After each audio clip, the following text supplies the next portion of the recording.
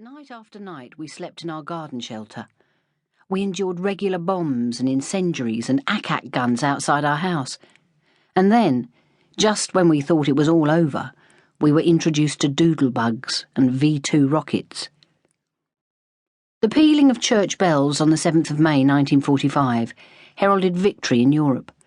Japan surrendered 3 months later.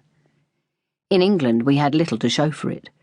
Serious shortages of food, coal and housing continued for years, and with peace came the unwelcome realisation that our lives would never be the same again. For my part, I'd grown strong and independent. I developed a deep appreciation for the English countryside and a passion for writing that stemmed from the long descriptive letters I sent home. Once I was home, I experienced an inherent restlessness that couldn't be stilled, and itchy feet that have taken me far.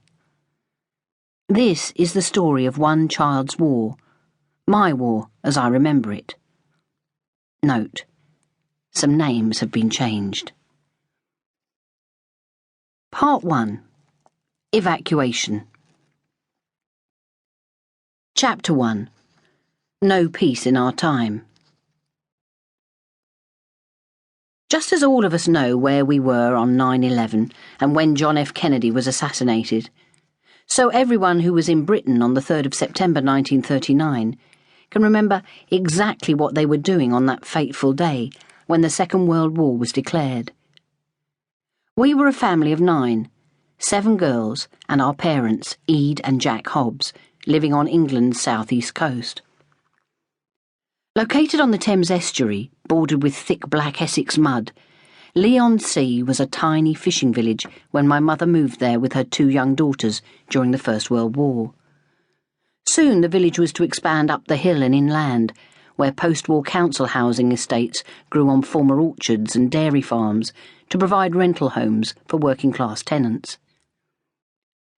Streets on our particular estate were fancifully named after English counties, to give the impression of meadows and open spaces and wild flowers growing in abundance. We had Sussex and Surrey, Norfolk and Suffolk, whose houses in truth resembled dreary army barracks in orderly straight lines. On Kent Avenue at number 19, this Sunday morning saw 7 of us and our cat Clarabelle huddled around the wireless in our tiny front room. 9 years old at the time, I was the youngest. My eldest sister, Edie, in her early 20s, was married and living at Stamford-le-Hope, Essex. Another sister, Kath, was with her husband in their London home. Although I didn't appreciate the full impact of this broadcast, scheduled for 11 o'clock, I understood its seriousness. As we did when the King spoke on Christmas Day, now we sat in respectful silence. Dad had come in from the garden, leaving his wellies on the back porch, shirt sleeves rolled to his elbows because it was a hot day, his tweed trousers held up by both belt and braces, and his worn checkered cap clenched between soiled hands.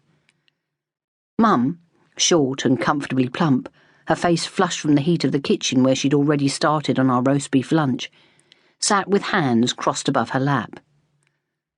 There, Clarabelle, her jet-black cat with cabbage-green eyes, tried to relax, but sensing the tension, kept turning in circles, a precarious feat in so limited a space.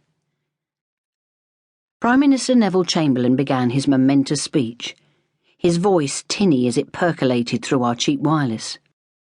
"This morning," he said, "the British ambassador in Berlin handed the German government a final note, stating that unless we heard from them by 11 o'clock that they were prepared at once to withdraw their troops from Poland, a state of war would exist between us." As one, we turned our eyes to the walnut clock ticking loudly on the mantelpiece, although we knew full well that 11 o'clock had come and gone. "I have to tell you now," Chamberlain continued, "that no such undertaking has been received, and that consequently this country is at war with Germany." It was expected, had been for months, but this didn't lessen the shock of hearing our nation's Prime Minister put it into words. In silence, my father slowly retrieved a hand-rolled cigarette from behind his ear, took a match from its yellow Swan Vestas box, and on the